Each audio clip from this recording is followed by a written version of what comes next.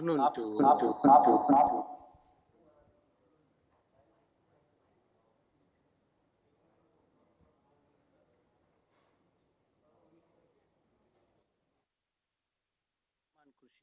the chair of this session, entitled Shaping the World Order Through Education. Now, my presentation today is divided into three parts, namely the development of higher education in Malaysia, which has led to Malaysia occupying the top 11 position in the world as an education hub. And number two, a very brief run through on the policies and education blueprint that led to the success of Malaysia in contributing to shaping the world order. And finally, on how binary university transformed from a local college into a global university, more so being the first NRI college in Malaysia. So knowing that there is a big time difference, 2.5 hours time difference between India and Malaysia, and I already had my lunch, whereupon all the participants I know will be hungry waiting. So I will try to quickly summarize the first part, which is the development of higher education in Malaysia and leading how that transformed, led to Malaysia occupying one of the top positions in the world as an education hub. In the 70s, in Malaysia, there were only 9 public universities, which basically meant that any student who applied to study at a tertiary level and did not make to these 9 public universities were left on their own to figure out their future. So this led the Malaysian government to bring in the private sector, private higher education, to complement the role of public universities. And that's when binary college was established in the 80s. And similarly, there were other institutions, but there were only a handful of institutions in the 1980s, less than 10 private institutions in a country which had at that time about 25 million people. Right now we have 32, 33 million people. So Malaysia became the first country in the world to offer twinning programs. These twinning programs were with British, American, Australian universities, and it was offered in the form of 1+2, meaning to say 1 year in Malaysia and 2 years in the parent university, and thereafter 2+1, and finally it transformed to something else which I'll touch on later. So twinning programs were born in Malaysia, and it was the first country which came up with this idea of offering twinning programs. At that time, in the 80s, there was no quality assurance agency, a national quality assurance agency. And that, of course, meant that the quality of the programs that were being offered were predominantly benchmarked to the British, American, and Australian institutions. So this went on into the 90s. More private sector players entered into the fray.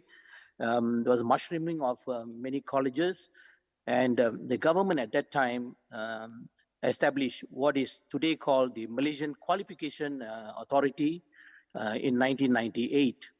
And the Malaysian Quality Assurance Authority actually overlooked all the private institutions. And at the same time, there was the passing of the Higher Education Act, which regulated all public and private institutions. And the demarcation between private education and public education, the border seemed to be blurring after the establishment of the Higher Education Act. Now, when the financial crisis hit the world in 1997, the Malaysian government re-looked at whether these twinning programs suffice or we should come up with something different.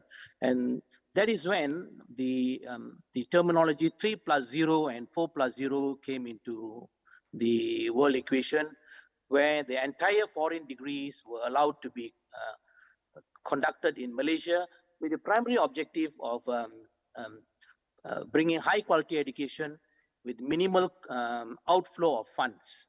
By the time when this happened, when I say this, I mean the financial crisis, the number of colleges have already risen to 697.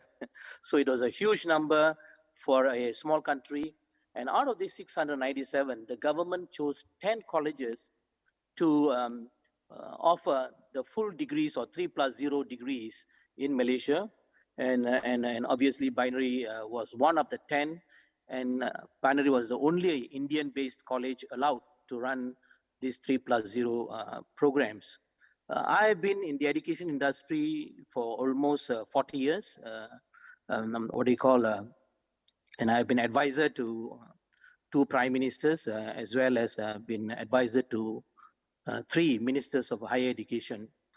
So when these 3+0 programs were allowed to be conducted, it also started to attract a lot of international students to Malaysia, and because including from India and the whole Indian subcontinent, also China and so on.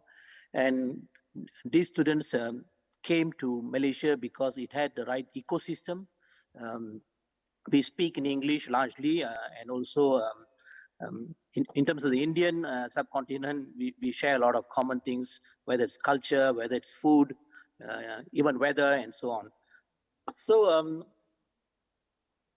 in the agenda of the Malaysian government, the creation of local private universities were in the plan, and they wanted to do it pretty what do you call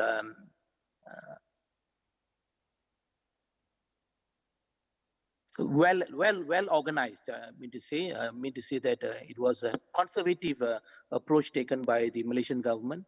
So from a college, the institutions which were chosen to be 3+0 partners were then upgraded to a university college. And a university college, in the context of the Malaysian definition, is an institution, a degree granting institution that has achieved academic excellence, but has yet to demonstrate its research capability. So in 2004, exactly 20 years after we were established as a college, we were established in 1984. So 20 years later, Binary was upgraded to a university college, and known as Binary University College of Management and Entrepreneurship. And this allowed Binary to grant its own degrees, whereupon in the past it was depending on the British, the Americans, and the Australians as our partner. But what had happened in the 20 years is that there was a big amount of transfer of education technology to Binary, as well as other institutions in Malaysia, private institutions. These included international benchmarking in terms of quality assurance, in terms of curriculum development, in terms of staff development, in terms of research and publications. So many things were happening in these 20 years as we were grooming to become a full-fledged university. So once we became a university college, the next thing that the government wanted to measure us on is the marketability of our graduates. Of course, universities can churn out like factories graduates, and if the bulk of them are unemployed, then they may become a social problem or even worse. So so that was the next measure, whether university colleges that has been granted that status to become degree granting are capable of producing employable or highly employable graduates, and also to measure on their research capability. So in that context, Binary was able to meet these 2 important criteria among many others, and we finally got upgraded to a full-fledged university in 2012. So when this happened, next please. When this happened, we introduced our ecosystem, which has been something that we already started in 1989. So when we started in 1984 as a college, running our own diplomas and also degrees from foreign universities, the problem that the feedback that we got from employers was that many of these graduates do not have matching skills, skills that match the requirement of industry. So we in 1989, we created this, what we today call the ISP Center of Excellence. And in this ISP Center of Excellence, the first industry that we engaged with was IT industry. So IBM, Sun Microsystems, SAP, Lotus, Microsoft were our pioneer batch of MNCs, which became our partner. So we, in this partnership, Binary invested in hardware, software, and peopleware, whereupon the next wave of technology that is coming up into the market is shared by our global partners, the 6 which I mentioned just now.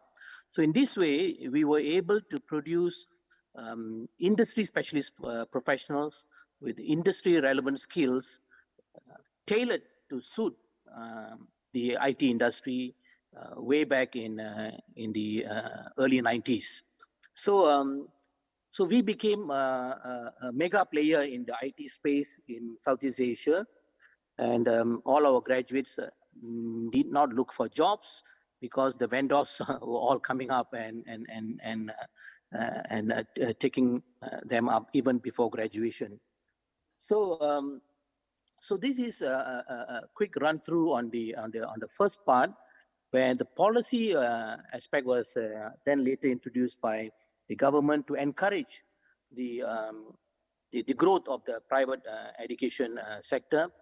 Among these policies that actually helped institutions like us were the higher education blueprint was one, which gave a clear direction of what the government intends to achieve from 2015 to 2025. It's a 10-year plan. And of course, the birth of the Malaysian Qualification Authority helped to weed off the less quality conscious institutions. Because in Malaysia, institution is not only accredited at an institutional level, but in addition to that, every program that is offered by the university or college has to obtain full accreditation before it can graduate any student. So there's 2 levels of quality check. You know, what is the institutional level, that the institution has conformed to the legal aspects as well as quality assurance aspects, staff and so on, and facilities. But at the same time, also every program that the university intends to roll out must be sanctioned by the Malaysian Qualification Authority. This Malaysian Qualification Authority is linked to the Global Quality Assurance Authority in the UK, in the US, in Australia, in New Zealand, and so on. And of course, with India, we have also a mutual recognition agreement with AIU. So the moment a degree is accredited by the Malaysian Qualification Authority, automatically that degree is recognized worldwide. So a student could do a degree in Binary University and move on to any university in the US and complete his master's or PhD and so on. So this mechanism that was put by the Malaysian government assisted institutions like us to go global. And of course, the outcome of this was that Malaysia became one of the top 11 education hub in the world. I'm referring to 2020 statistics because thereafter we had the COVID. Yeah, then more than 200,000 international students from over 150 countries today patronizing Malaysia as their education center. Also, institutions like us have started exporting education to the world market over the last 15 years. Even in India, we have our partners, 22 partners in India, practically in every city in India.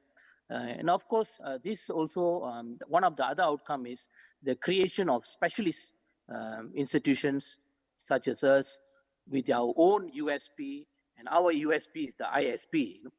And of course, today I'm mainly going to focus on the ISP, but I also want to say that the creation of the industry specialist professionals have led to the students enjoying exceptionally high graduate employability of more than 96%.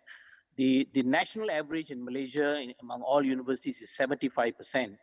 So binary graduates actually are in the top 1%, and that is simply because of the ecosystem-based education model that we had introduced many years ago. Now,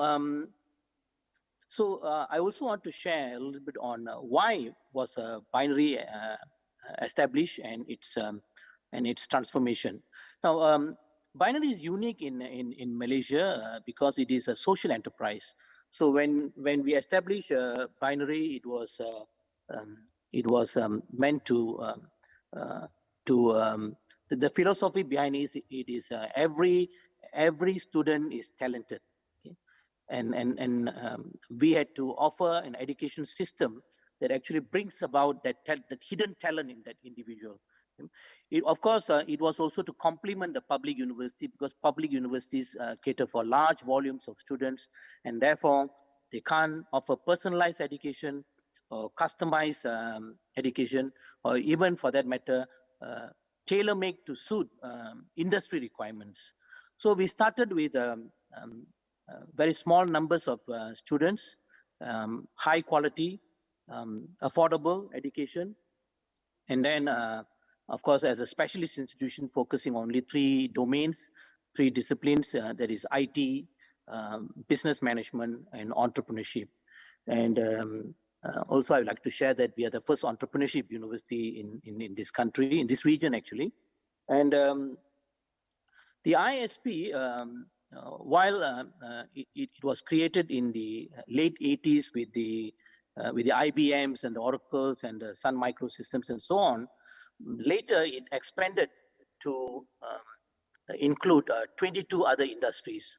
So today we have 23 industries to which we actually deliver industry specialist professionals. And these industry specialist professionals are created alongside with the multinational corporations as well as LLCs, the large local corporations. We also have established a binary global scholarship program in 1994 to assist developing countries, and the scholarships are actually offered at postgraduate level, at master's level, where we work with the government of from where the citizen is coming, the President's office as well as the Minister of Higher Education office, where we pick the best candidates from those countries and create ISPs that contribute to the national development of the plan, a national development plan of that country. This is something very rarely done by education institutions anywhere in the world. I'm being very humble by saying that. I've never heard of any institutions doing that, where it works with the government of different countries, developing countries, create industry specialist professional which can contribute to the national development of the country. So we have been doing that successfully with a number of countries since the establishment of the binary global scholarship in 1994. Another unique feature which I like to share is the ISP Premium. The ISP Premium is again a method by which we cooperate with specific MNCs to produce custom-made graduates. So these are tailor-made graduates who, while in the university itself, is being groomed collectively by the MNC and the university to produce just-in-time graduates.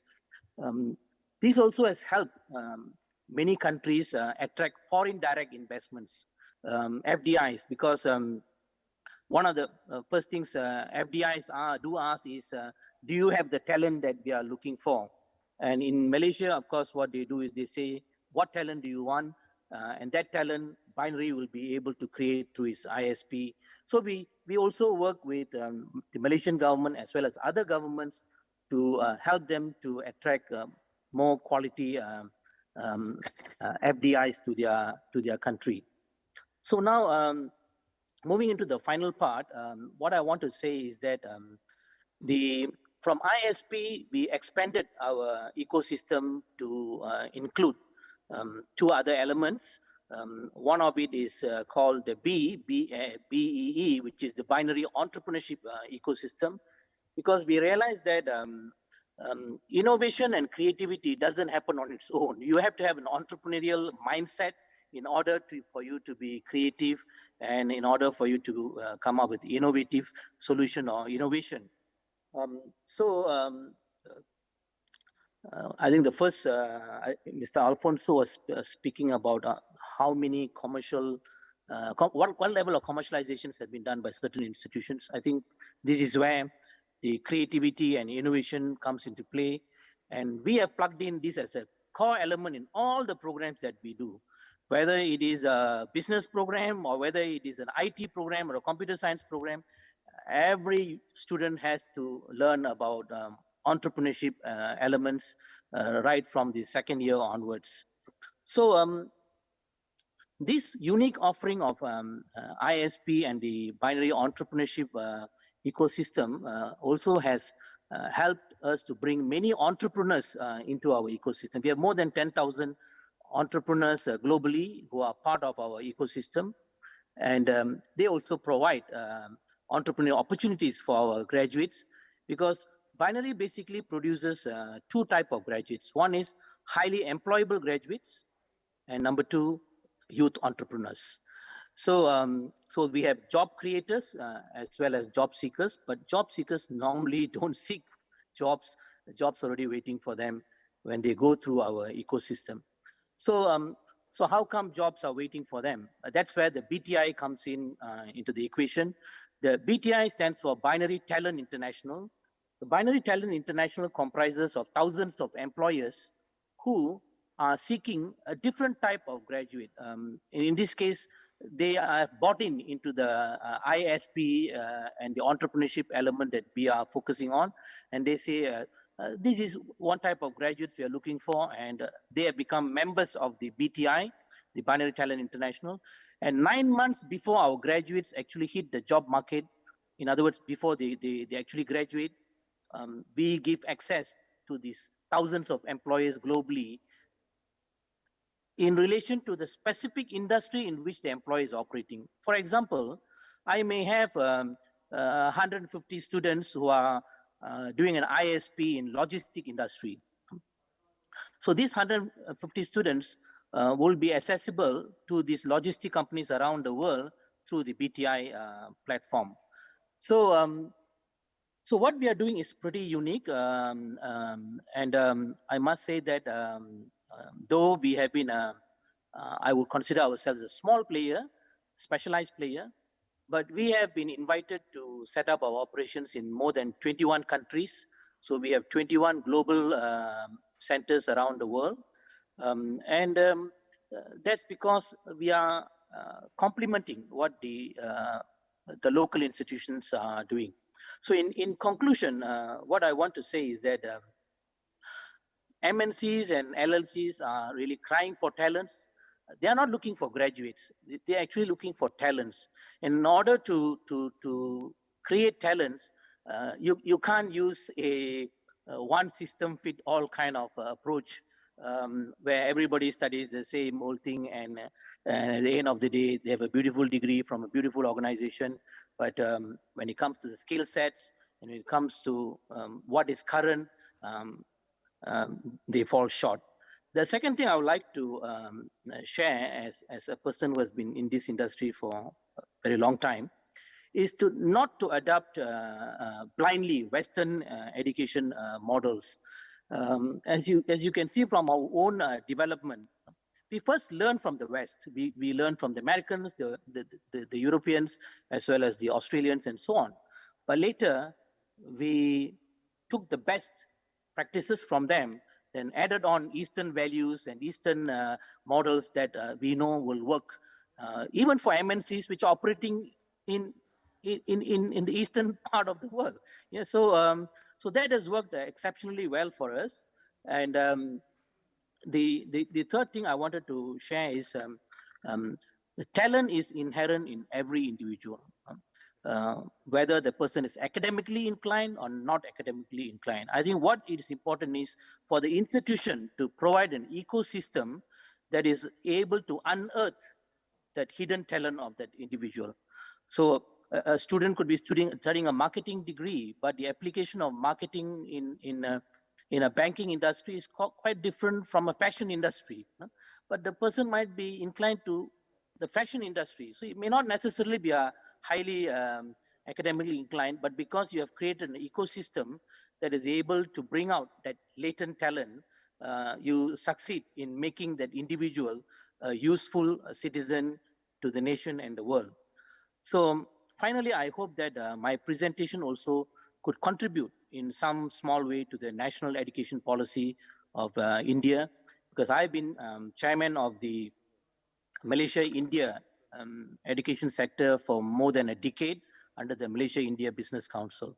Thank you very much for being patient and listening to me, and also keeping at bay on your hunger. Thank you very much.